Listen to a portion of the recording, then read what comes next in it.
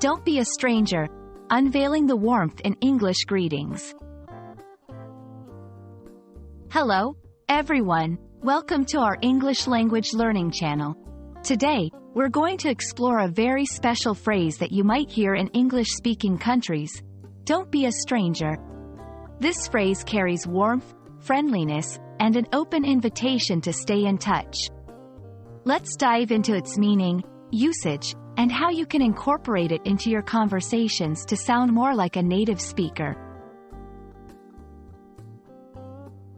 Don't be a stranger is a common English expression used to tell someone to keep in touch or to not hesitate to visit or contact the speaker. Despite its literal meaning, it's not about being unfamiliar or unknown. Instead, it's a warm and informal way to encourage ongoing communication.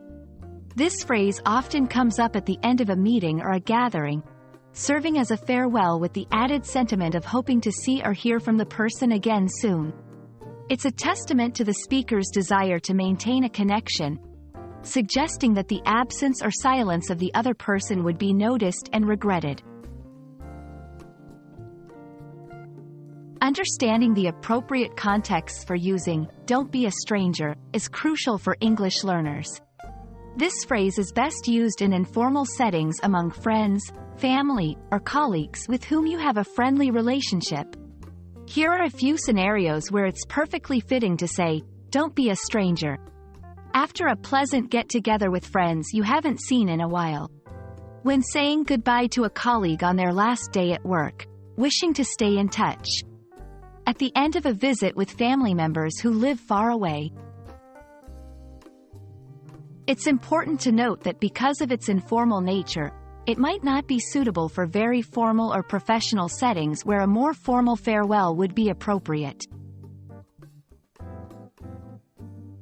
While "don't be a stranger" is a heartwarming phrase, it's always good to have a few alternatives in your conversation toolkit. Here are some other expressions that convey a similar sentiment. Keep in touch, a classic and straightforward way to ask someone to remain in contact. Let's catch up soon implies a desire to meet again and exchange updates or news. Hope to see you again soon expresses a wish for another meeting in the near future. These alternatives can be used interchangeably depending on the situation and your relationship with the person. "Don't be a stranger" is more than just a phrase. It's a friendly nudge to stay connected and a reminder that your presence is valued.